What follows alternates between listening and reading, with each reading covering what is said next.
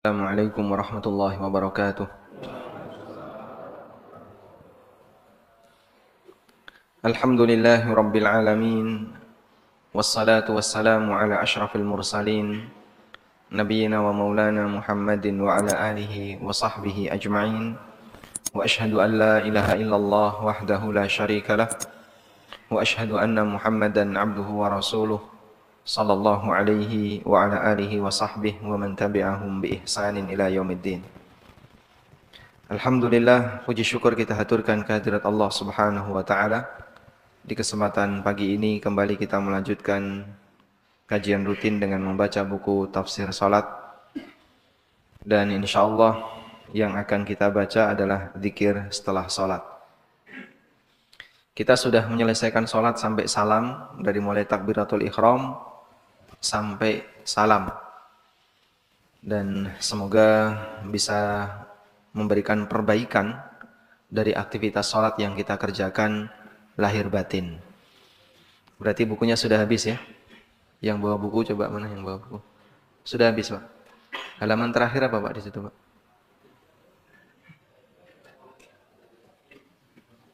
Penutup.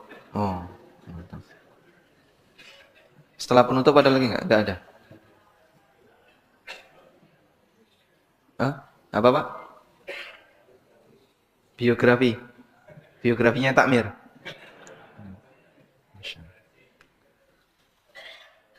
Yang ini tambahan untuk edisi yang baru ya. Zikir setelah salat. Nanti boleh difotokopi terus disisipkan di situ. Baik. Allah Subhanahu wa taala berfirman di surat Al-Insyirah, "Fa idza faraghta fansab wa ila rabbika farghab." Fa idza faraghta, apabila kamu sudah selesai, yaitu selesai melaksanakan ibadah, fansab, maka bertahanlah untuk melakukan ibadah berikutnya. Dan salah satunya adalah kita seusai melaksanakan salat, kita tidak selesai ibadah, tapi nyambung dengan ibadah berikutnya. Apa ibadah selesai salat wajib? Berzikir. Sehingga kita diajarkan untuk selalu berzikir selesai ibadah. Apapun bentuk ibadah itu. Coba kita lihat ya. Selesai melaksanakan salat, kita diajarkan untuk zikir. Sebagaimana praktek Nabi sallallahu alaihi wasallam, kana Nabi sallallahu alaihi wasallam idzan sarafa min salatihi istaghfara thalathan. Nabi sallallahu alaihi wasallam ketika selesai salat, beliau istighfar 3 kali. Astagfirullah, astagfirullah, astagfirullah. Allahumma antas salam wa minkas salam. Dan dilanjut dengan zikir-zikir yang lain. Dan Allah juga berfirman, fa idza qadaitum, gimana kalimatnya? Fa idza qudiyatis salatu fantashiru fil ardi wabtaghu min fadlillahi wadhkurullaha katsira. Apabila Jumatan sudah selesai, maka silakan bertebaran ke muka bumi untuk mencari karunia Allah. Wadhkurullaha katsira, dan perbanyaklah mengingat Allah. Selesai ibadah puasa, kita diperintahkan untuk zikir. Allah Subhanahu wa taala berfirman berkaitan dengan masalah puasa. Gimana ayatnya? Walitukmilul iddata walitukabbirullaha ala ma hadakum. Dan hendaknya kalian sempurnakan perhitungan ibadah puasa, walitukabbirullaha ala ma hadakum, dan agar kalian banyak mengagungkan nama Allah yang telah memberikan petunjuk kepada kalian. Maka selesai puasa kita ngapain? Takbiran. Kita selesai puasa, takbiran. Selesai melaksanakan ibadah haji juga demikian. Allah Subhanahu wa taala berfirman, "Fa idza qadaitum manasikakum fadhkurullaha kadzikrikum aba'akum." Apabila kalian sudah menyelesaikan manasik kalian, fadhkurullah, maka perbanyaklah mengingat Allah. Ada sebuah kaidah yang disampaikan oleh Al-Hafidz Ibnu Rajab. Beliau mengatakan, semua bentuk ibadah ada ujungnya. Salat ada ujungnya, puasa ada ujungnya, haji umrah ada ujungnya, zakat ada ujungnya. Tapi zikrullah tanpa ujung. Sehingga kita melakukan zikir selesainya kapan? Ketika sudah enggak bernafas. Maka saat hamba itu sudah meninggal, barulah tugas zikir itu selesai. Demikianlah kondisi hamba Allah Subhanahu wa taala. Kita diperintahkan untuk memperbanyak zikir kepada Allah Subhanahu wa taala. Dan penduduk surga, mereka selalu berzikir di dalam surga. Yulhamu alaihim at-tasbih. Mereka diilhami untuk selalu bertasbih sebagaimana ketika mereka bernafas. Maka penduduk surga selalu berzikir kepada Allah sebagaimana ketika mereka bernafas. Maka zikrullah itu tanpa ujung. Maka selesai salat, kita tidak kemudian selesai melaksanakan ibadah. Allah Subhanahu wa taala berfirman, "Fa idza qadaitumus salata fadhkurullaha qiyaman wa qu'udan wa 'ala junubikum." Apabila kalian sudah menyelesaikan salat, maka berzikirlah kepada Allah baik dengan berdiri, dengan duduk atau tidur miring. Syariat zikir telah setelah salat melambangkan bahwa ibadah jenis apapun bisa selesai. Namun zikir harus selalu dilakukan tanpa batas waktu dan tempat. Selain itu, zikir seusai salat akan menjadi penambal kekurangan yang terjadi di dalam salat. Demikian juga dengan berzikir, seorang hamba menyambung satu ibadah dengan ibadah berikutnya. Fa idza faragta fansab. Kalau kamu sudah selesai melakukan ibadah, maka lanjutkan dengan ibadah berikutnya. Selanjutnya, ada beragam bacaan zikir setelah salat. Ada banyak ragam zikir setelah salat yang diajarkan Nabi sallallahu alaihi wasallam. Dan para ulama menganjurkan agar kita membaca semuanya, meskipun boleh juga membaca sebagian zikir tanpa membaca yang lain. Karena zikir setelah salat sifatnya anjuran. Sehingga kondisinya menyesuaikan. Kalau tidak sedang kajian, Bapak Ibu bisa zikir lebih komplit, lebih lengkap. Ketika waktunya pendek, maka baca yang utama, yang penting, yang punya nilai keutamaan yang besar. Zikrullah tetap kita lakukan, tapi kita pilih karena waktunya lebih pendek. Sekarang kita akan lihat beberapa bacaan zikir setelah salat. Zikir yang pertama, membaca istighfar dan kalimat Allahumma antas salam wa minkas salam tabarakta ya dzal jalali wal ikram. Istighfarnya astaghfirullah 3 kali. Astaghfirullah, astaghfirullah, astaghfirullah. Kalau kemudian lebih panjang boleh enggak, Pak? Silahkan, yang penting istighfar. Astaghfirullah wa atubu ilaihi, astaghfirullah wa atubu ilaihi, astaghfirullah wa atubu ilaihi. Boleh. Yang penting ada istighfar, karena kalimatnya istighfar. Coba kita lihat sumber dari zikir ini. Seorang sahabat yang bernama Thauban. Thauban ini mantan budaknya Nabi sallallahu alaihi wasallam. Beliau bercerita, "Kana Rasulullah sallallahu alaihi wasallam idzan sarafa min salatihi istaghfara thalathan wa qala Allahumma antas salam wa minkas salam tabarakta ya dzal jalali wal ikram." Kata Thauban bahwa Rasulullah sallallahu alaihi wasallam ketika selesai salat, beliau beristighfar 3 kali. Namun Thauban tidak menceritakan redaksinya seperti apa. Seperti apa sih redaksi istighfar Nabi sallallahu alaihi wasallam? Thauban hanya menceritakan Nabi sallallahu alaihi wasallam beristighfar berapa kali? 3 kali. Istaghfara thalathan. Dan beliau tidak menceritakan redaksinya. Namun ada keterangan dari Sufyan Ats-Tsauri ketika ditanya, "Kaifa istighfar?" Kata Sufyan, "Taqul astaghfirullah, astaghfirullah, astaghfirullah." Kau bisa baca astaghfirullah, astaghfirullah, astaghfirullah. Maka istighfar 3 kali itu membaca astagfirullah, astagfirullah. Yang penting pokoknya istighfar. Allahumma antas salam wa minkas salam. Kemudian kata Thauban, lalu Nabi SAW membaca kalimat ini. Allahumma antas salam wa minkas salam, tabarakta ya dzal jalali wal ikram. Dan tidak ada redaksi yang lebih panjang seperti yang umumnya kita kenal ya.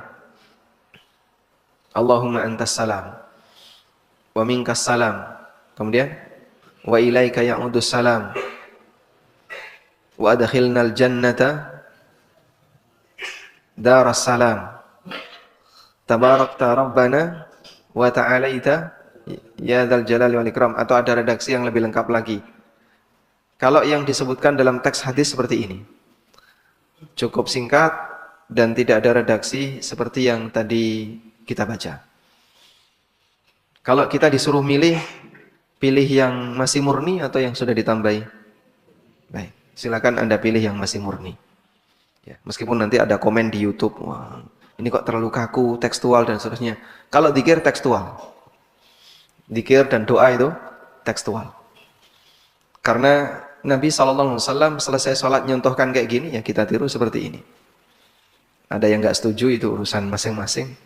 Tapi saya menyukai yang sesuai dengan teks hadis. Walaupun dikomentari tekstual dan yang lainnya, inilah yang saya pilih. Ya? Sebab Nabi SAW ketika mengajarkan sesuatu, tentu saja beliau ajarkan yang terbaik. Dan ini yang diwahyukan oleh Allah kepada beliau SAW. Sehingga mohon untuk tidak dikoreksi. Dan bagian dari ngoreksi adalah nambahi. Maka mereka yang punya kebiasaan dengan teks panjang tadi, coba diminta, Pak, bacanya yang singkat ini aja. Rasanya kurang lengkap. Rasanya kurang lengkap. Kenapa Anda komentar rasanya kurang lengkap? Padahal ini sudah lengkap. Apakah yang diajarkan Nabi SAW kurang lengkap? Subhanallah. Yang diajarkan Nabi SAW sudah lengkap dan mereka nambahi. Nambahi itu bisa jadi masuk kategori ngoreksi. Nambahi itu bisa jadi masuk kategori memberikan koreksi. Maka bagian dari bentuk sopan santun kepada Rasulullah SAW, apa yang beliau ajarkan jangan ditambahi. Baik, guru saya pernah menceritakan ya. Waktu itu saya SMP, beliau menceritakan begini. Ada seorang petani yang datang kepada seorang kiai. Lalu petani ini mengeluhkan, "Wahai Mbah Yai, sawah saya diterjang badai, tadi roboh apa?" Nah, kemudian kiai ini menyarankan, "Engko nek ana angin ribut kaya ngono, awakmu maca ya hayyu ya qayyum, ya hayyu ya qayyum. Tapi gandeng kuping Jawa, lidah Jawa, kupingnya ya kuping Jawa, nggih. Maka saat dinasihati untuk baca ya hayyu ya qayyum, kata guru saya ini, yang terdengar ya kayuku ya kayumu. Nah, saat gurunya itu ngajari sambil begini, kuku jempol sama jempol dipukulkan. Nah, terus beliau bilang, ketika terjadi musim badai, dia baca kayak gitu, ya kayuku, ya kayumu, ya kayuku, ya kayumu, ya kayuku, ya kayumu. Lalu beliau menyarankan, sing penting ini nurut karo guru. Mbah piyambake niku ngajari A, ngajari B, sing penting nurut karo guru. Itu prinsip yang ditanamkan kepada saya dulu. Dan ini guru saya NU. Guru saya ini NU. Saya punya guru NU, saya punya guru Muhammadiyah. Tapi itu jadi pelajaran bagi saya. Penghormatan mereka kepada guru terdekat luar biasa. Nah, saya punya prinsip, berarti penghormatan kita kepada gurunya para guru harus seperti itu. Kalau kepada guru terdekat seperti itu, berarti kepada gurunya para guru harus lebih dari itu. Maka saya milih gurunya para guru ngajari apa, saya terima apa adanya. Sehingga kalau beliau mengajarkan Allahumma antas salam wa minkas salam tabarakta ya dzal jalali wal ikram, teksnya kayak gitu, ya sudah saya terima teksnya kayak gini. Sam'an wa ta'ah, kita terima apa adanya, tidak saya koreksi.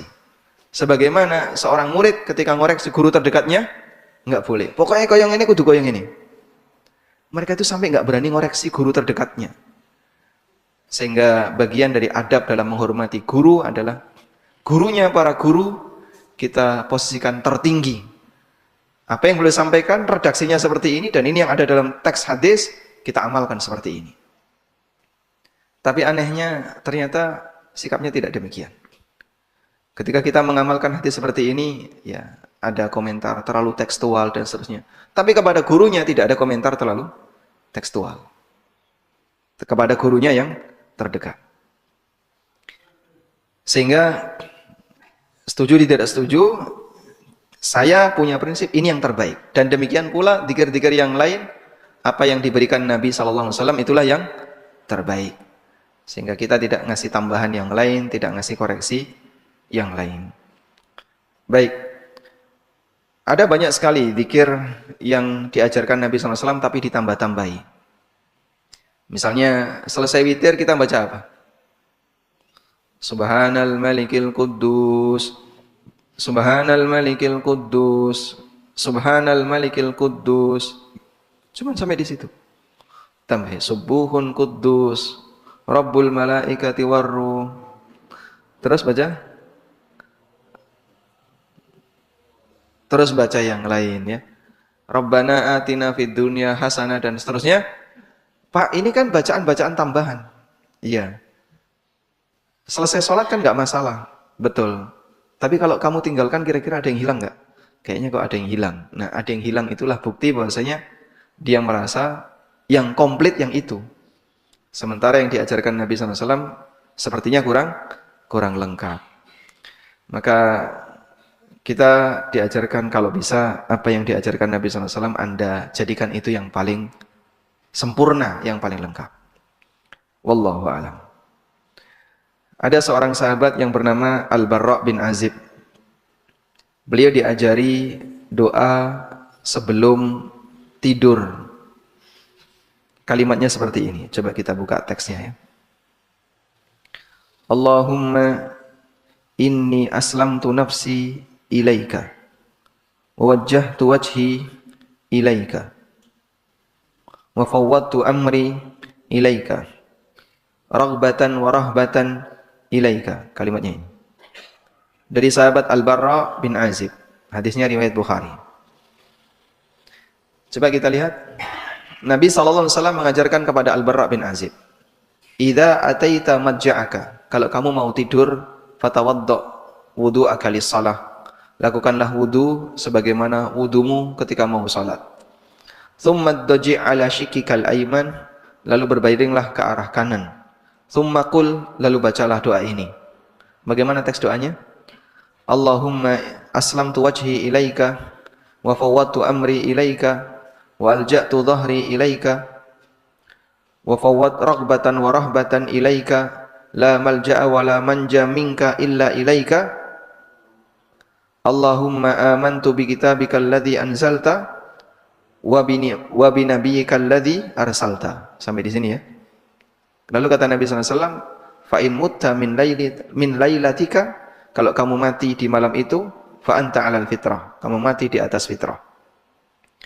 Waj'alhunna akhira ma tatakallamu bihi, jadikan ini sebagai kalimat terakhir yang kamu baca.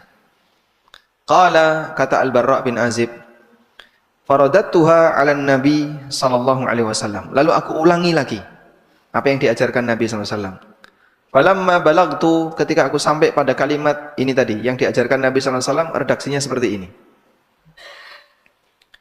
Allahumma amantu bi kitabikal ladzi anzalta wa bi nabiyyikal ladzi arsalta. Oleh Barra diganti. Oleh Al-Barra diganti. Allahumma amantu bi kitabikal ladzi anzalta wa bi rasulikal ladzi arsalta. Padahal teksnya apa? Wa bi nabiyyika. Qala la, kata Nabi SAW, jangan. Enggak boleh diganti. Wa nabiyyikal ladzi arsalta, ucapkan amantu bi kitabikal ladzi anzalta wa bi nabiyyikal ladzi arsalta. Sudah? Kita mau komen apa ini? Jadi cuman ganti kata Nabi diganti dengan Rasul. Itu oleh Rasulullah SAW nggak diizinkan. Apalagi yang nambahi panjang-panjang tadi. Ini dalil yang sangat tegas. Kita mau komen apa? Kok Nabi Muhammad tekstual ya? Masya Allah, nabinya disebut tekstual. Nabi SAW mengajarkan, wa bi nabiyyikal ladzi arsalta. Ini kan artinya, ya Allah, aku beriman kepada kitab yang telah kau turunkan, dan aku beriman kepada nabi yang telah kau utus. Oleh Al-Barra diganti, aku beriman kepada kitab yang kau turunkan dan kepada rasul yang kau utus. Hanya mengganti kata nabi dengan kata rasul. Itu Rasulullah SAW melarang. La, jangan.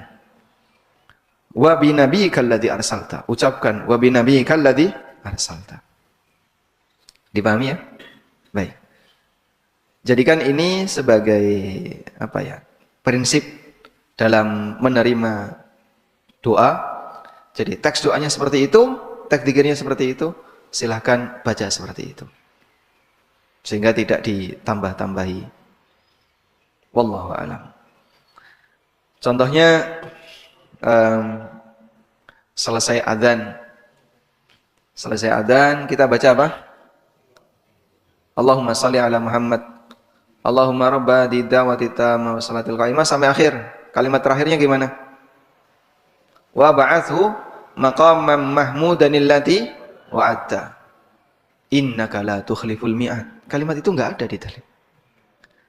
Innaka la tukhliful mi'ad. Kalimat dalam teks doa adzan wa ba'athu maqaman mahmudan allati wa'adta. Tapi ditambahi innaka la tukhliful mi'ad.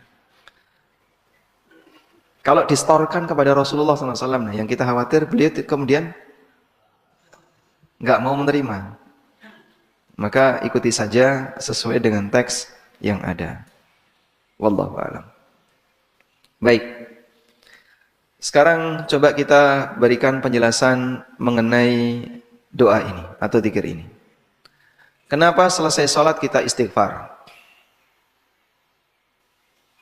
Mengapa selesai sholat kita istighfar? Ada dua alasan.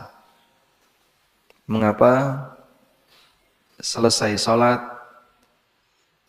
kita istighfar? Padahal sholat itu maksiat atau bukan? Bukan. Kalau selesai berbuat maksiat istighfar, nyambung nggak? Nyambung. Tapi kalau selesai sholat istighfar, ini hubungannya apa? Nah, muncul pertanyaan seperti itu. Alasannya satu. Ini sebagai bentuk tawadhu. Di hadapan Allah agar tidak ujub. Karena orang selesai ibadah punya potensi ujub. Beribadah hebat, ya. Merasa apa? Hebat. Sehingga seolah-olah dia sudah berhak untuk menjadi calon penduduk surga yang nanti akan pasti masuk surga. Maka merasa ujub seperti ini dihindari. Enggak jaminan salatmu diterima, sehingga sebagai bentuk rasa tawadhu di hadapan Allah, kita mohon ampun kepadanya. Astagfirullah, astagfirullah. Dan semakin tawadhu semakin indah. Seorang manusia semakin tawadhu itu semakin indah. Oleh karena itu, siapapun yang punya karya, pasti di bagian pengantar dia akan minta maaf. Ada orang nulis disertasi, ya, tebal sekali. Kemudian di situ ada bagian pengantar, dia ngasih muqaddimah. Kira-kira gimana? Dia akan menyampaikan sebuah pernyataan. Dalam karya ini tentu saja masih banyak kesalahan dan kekurangan, saya mohon maaf, dan seterusnya. Apabila ada kritik dan saran yang membangun, silahkan disampaikan. Hampir semuanya seperti itu. Nggak ada orang kok selesai berkarya kemudian dia kasih pengantar, ya. Karya saya adalah terbaik, tidak ada tandingannya. Siapa yang mengklaim ada tandingannya, berarti dia sombong di hadapan saya. Masya Allah. Malah gak karuan, ya. Sing moco wis enek duluan. Yang kedua. Karena kita yakin bahwa dalam sholat kita ada kekurangan. pasti ada kekurangan. Ya nggak Pak? Yang merasa yakin sholat subuhnya tadi 100% benar angkat tangan. Nanti boleh pulang duluan. Ada? Nggak ada. Sehingga kita sangat yakin dalam sholat kita pasti ada kekurangan. Maka kekurangan itu ditambal dengan istighfar. Astagfirullah, astagfirullah. Demikianlah yang diajarkan Nabi SAW. Selanjutnya, beliau membaca kalimat ini. Allahumma anta as-salam. Ya Allah, engkau adalah zat yang maha as-salam. As-salam itu artinya apa? Artinya apa? Selamat. Selamat dalam arti tidak ada cacat.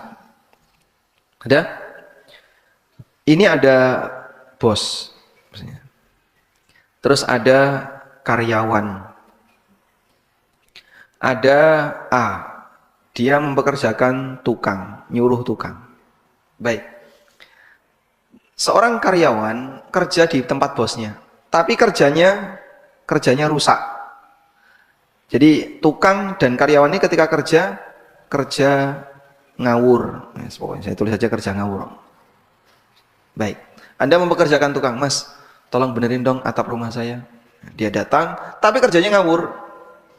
Anda sebagai bosnya, sebagai orang yang nyuruh dia, kalau dia kerja ngawur, kita dirugikan nggak? Ya? Dirugikan nggak? Dirugikan. Kita akan dirugikan. Disuruh beneri atap malah bocor kabeh. Sehingga setelah datangnya tukang tidak lebih baik daripada sebelum datangnya tukang. Karyawan yang kerjanya ngawur itu akan merusak pekerjaan dan itu merugikan bosnya, pemiliknya. Baik, paham ya di sini ya? Sehingga hamba kalau disuruh hamba yang lain untuk bekerja, kok dia kerjanya ngawur, akan merugikan atasannya. Allah Subhanahu wa taala memerintahkan kepada hamba untuk ibadah. Tapi ibadahnya hamba ini ngawur. Ada yang sholat secepat kilat, ya. Ada yang puasa tapi tidak berkualitas, ada yang haji dan umroh tapi rusak haji dan umrohnya. Apakah merugikan Allah? Apakah merugikan Allah? Sama sekali tidak. Mereka yang sholatnya ngawur, Pak, secepat kilat tuh, pas tarawih ya, gak karuan itu. Kira-kira kuasa Allah berkurang nggak? Tidak. Apakah kekayaan Allah berkurang? Tidak. Maka hamba ketika ibadah dan dia rusak ibadahnya, sepeser pun tidak merugikan Allah. Allahumma antas salam wa minkas salam. Ya Allah, dalam salatku ada banyak yang kurang. Aku mohon ampun kepadamu.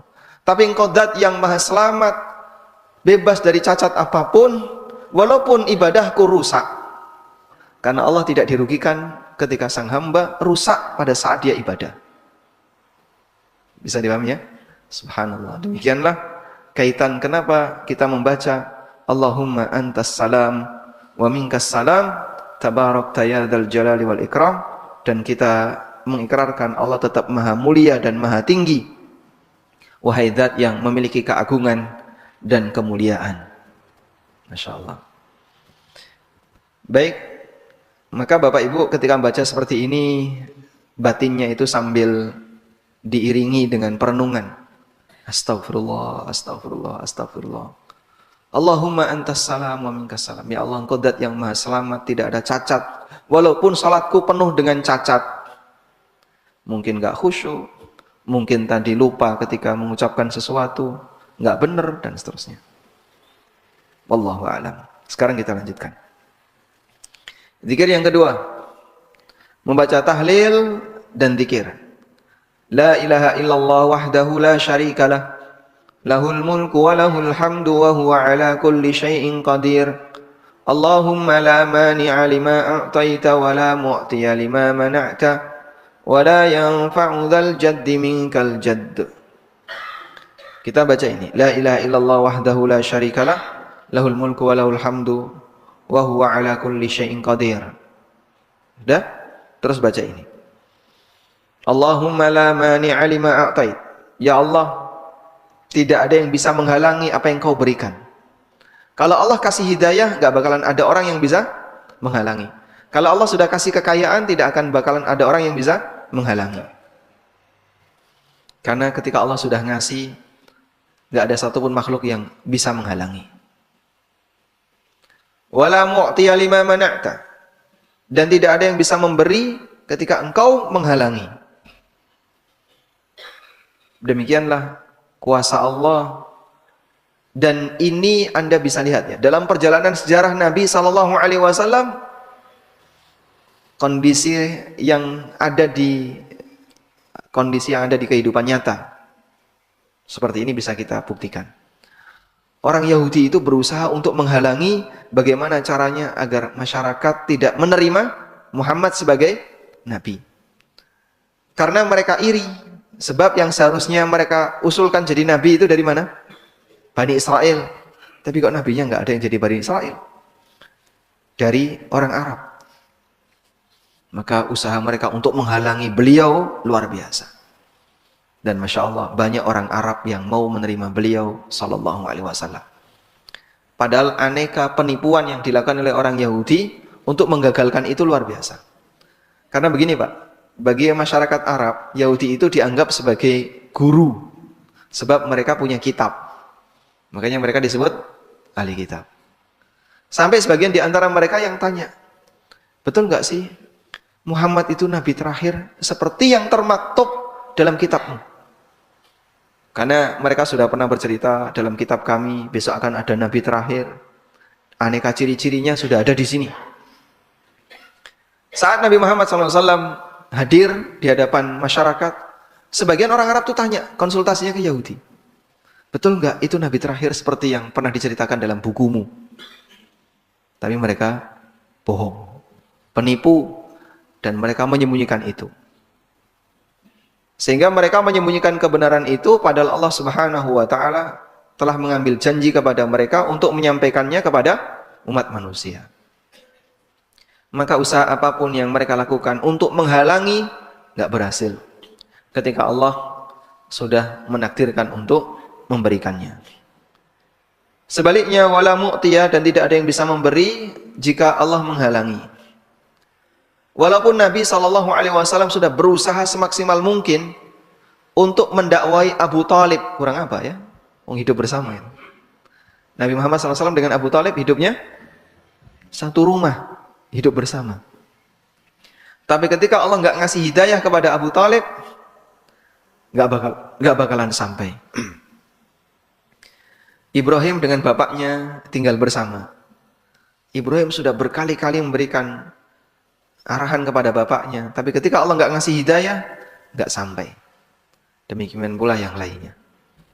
Maka kita bersyukur kepada Allah ketika Allah berikan hidayah kepada kita, walaupun mungkin kita tidak dekat hubungannya dengan Nabi Muhammad SAW.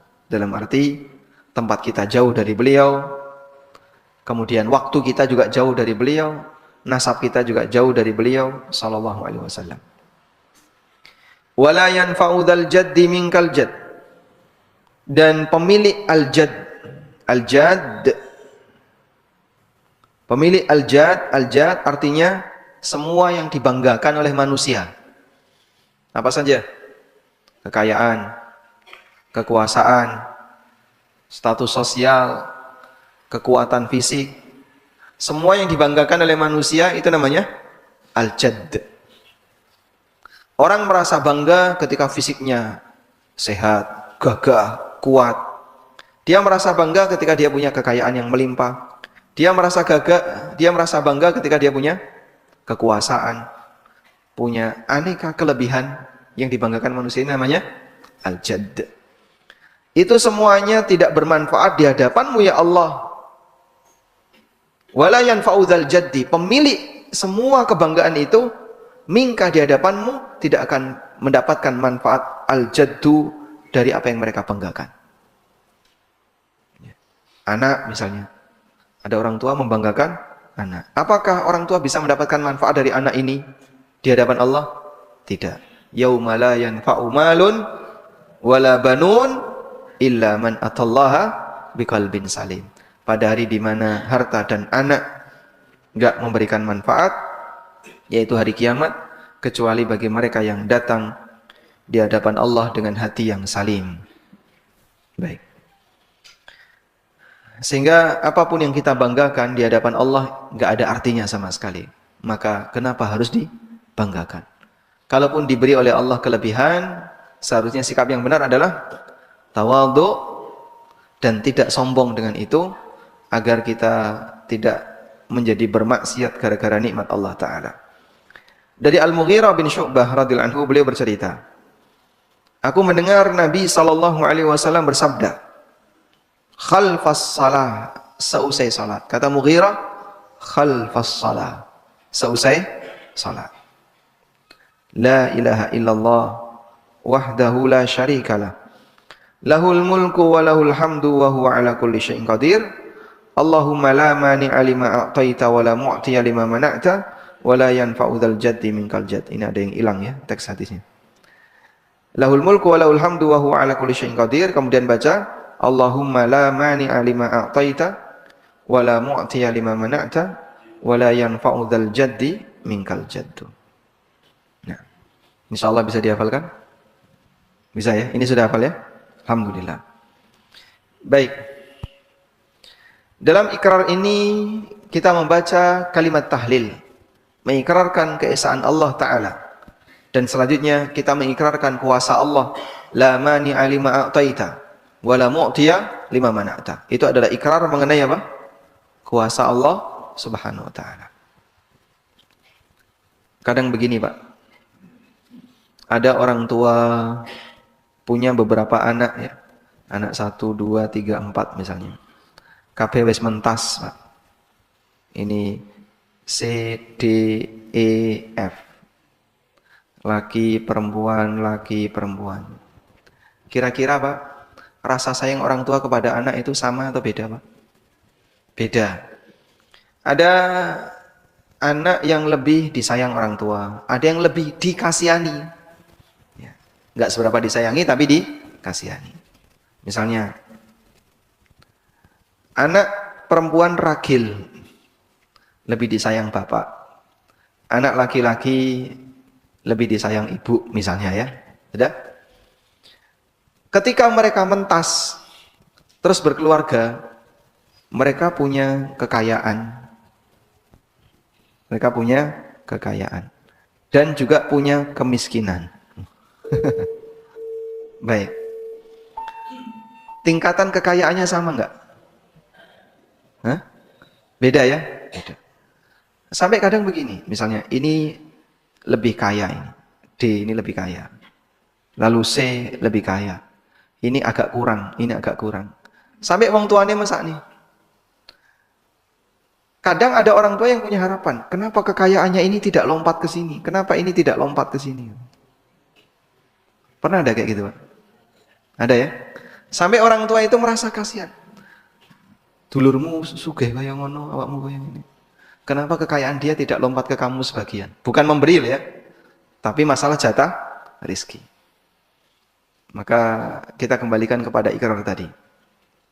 Allahumma la mani'a lima a'taita.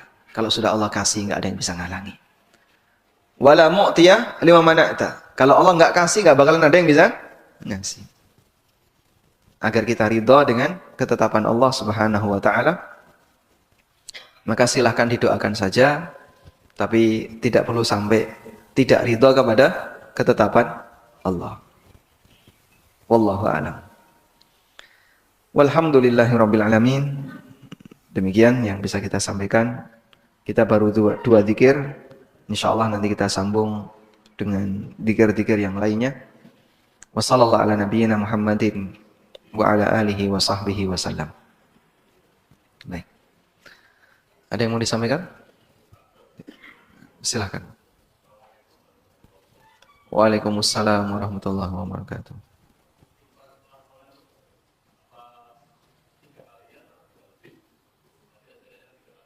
Iya.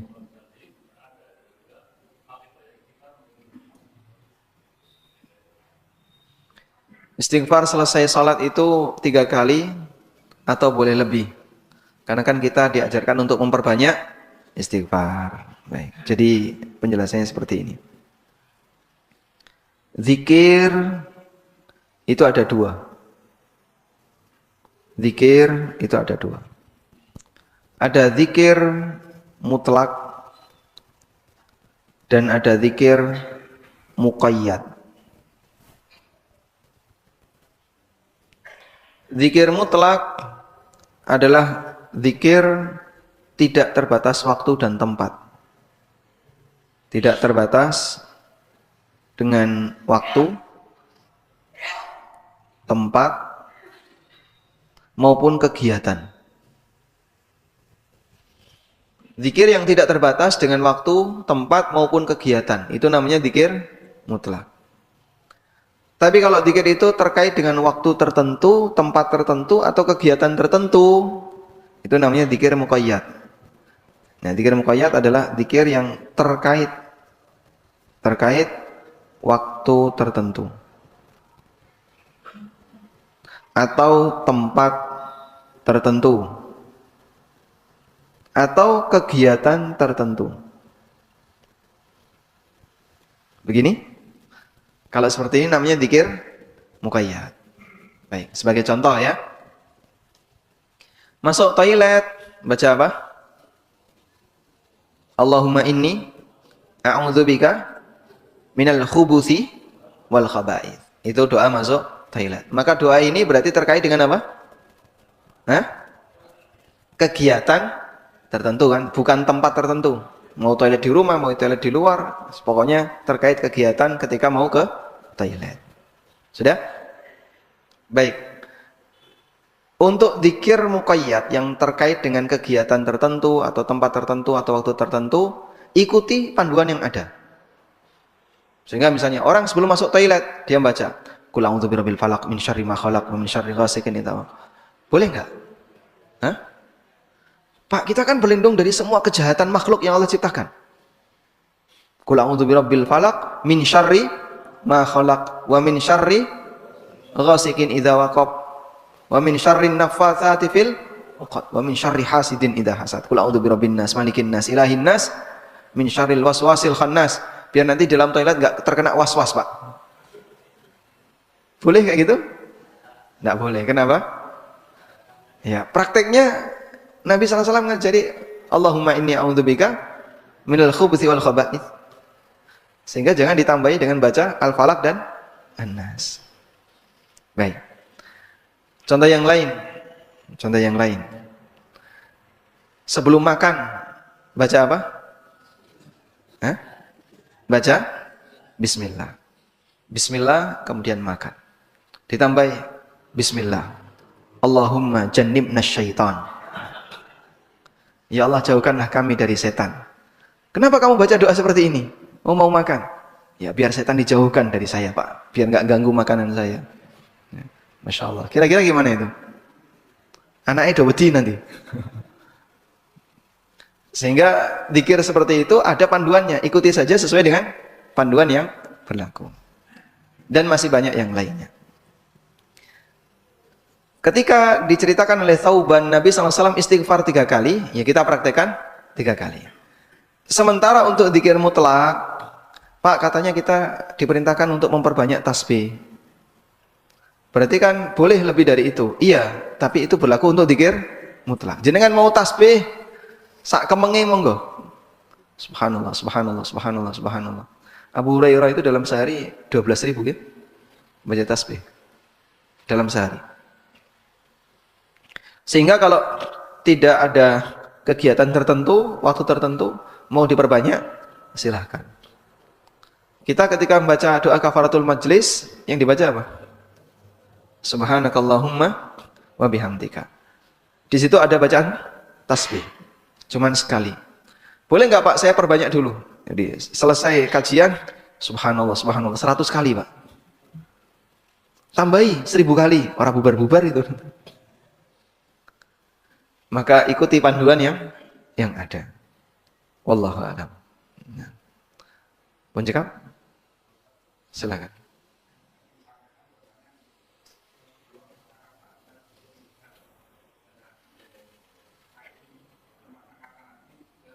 Diganti kata Rasul.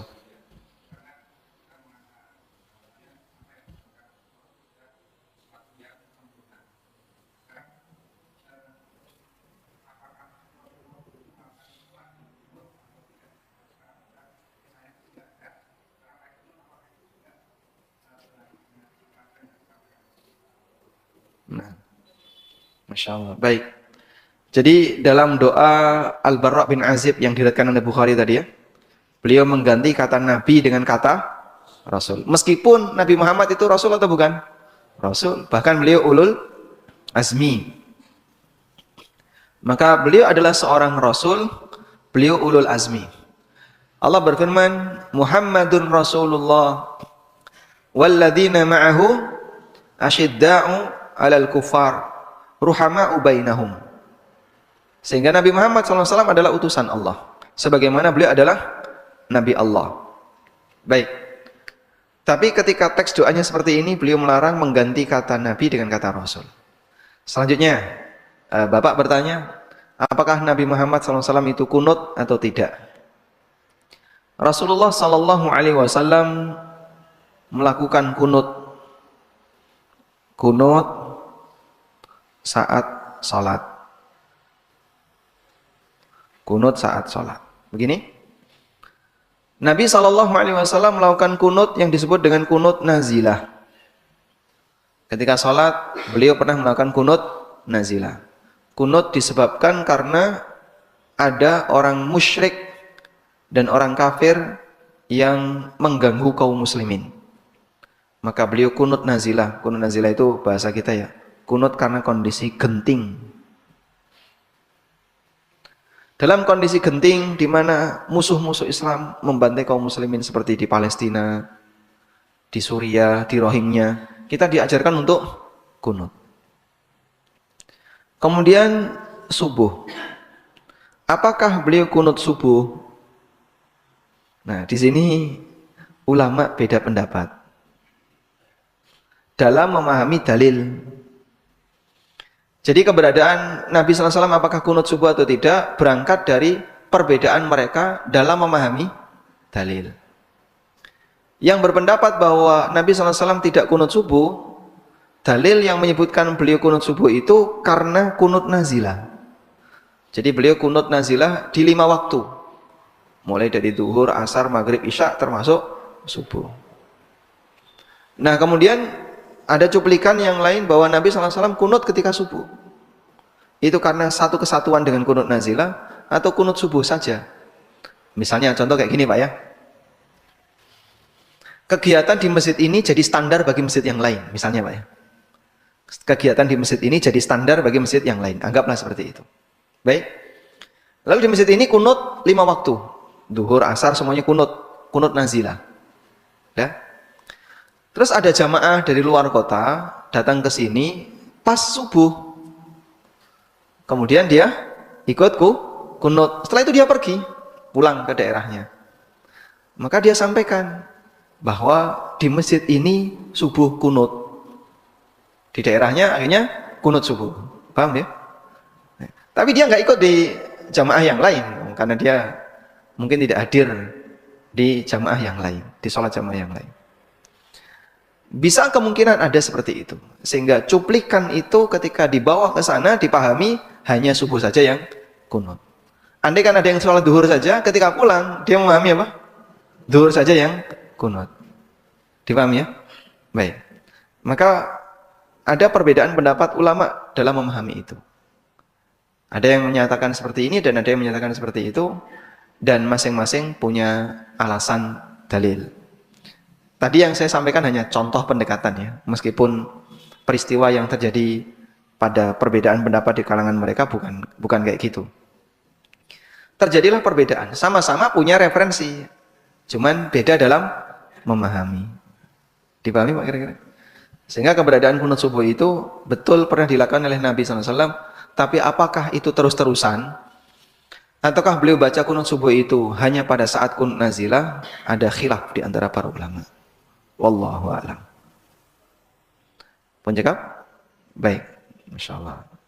Sudah jam 6. Pripun? Jenengan? Nih. Waalaikumsalam warahmatullahi wabarakatuh.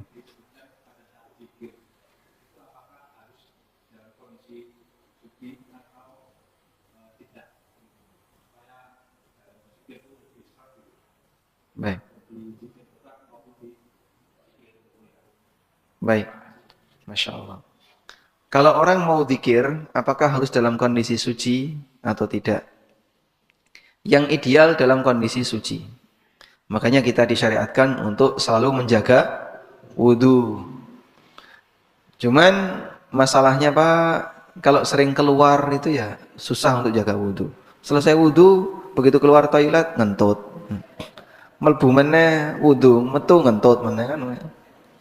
Kan banyak seperti itu ya. Sampai ada orang yang mengeluhkan begini, saya itu sudah berusaha mengamalkan sunnah sebelum tidur wudu.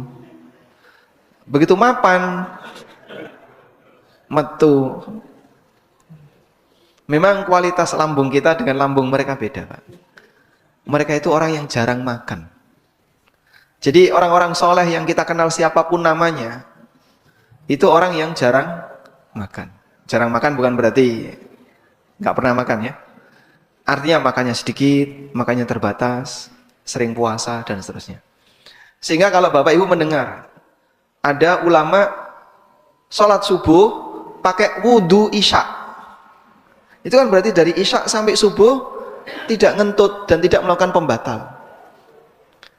Ada yang sholat asar pakai wudu duhur, antara duhur sampai asar tidak ke toilet, tidak buang air. Pernah kita kayak gitu, Pak? Hah? Pernah nggak? Kalau diinfus itu ngentut nggak? Diinfus, mungkin bisa ngentut ya. Namanya orang ketika ada angin di lambungnya, dia pasti akan bisa ngentut. Baik. Maka dalam kondisi ini, kalau kita bisa jaga wudhu, bagus. Tapi ada dzikir muqayyad yang tidak harus dalam kondisi suci dan mustahil dalam kondisi suci. Seperti ketika masuk toilet. Sebelum kamu baca doa masuk toilet, kamu wudhu dulu. Wudhu, keluar, Allahumma inni a'udzubika minal khubuthi wal khaba'ith, melbu meneh. Ini akan sangat merepotkan ya, dan tidak harus demikian.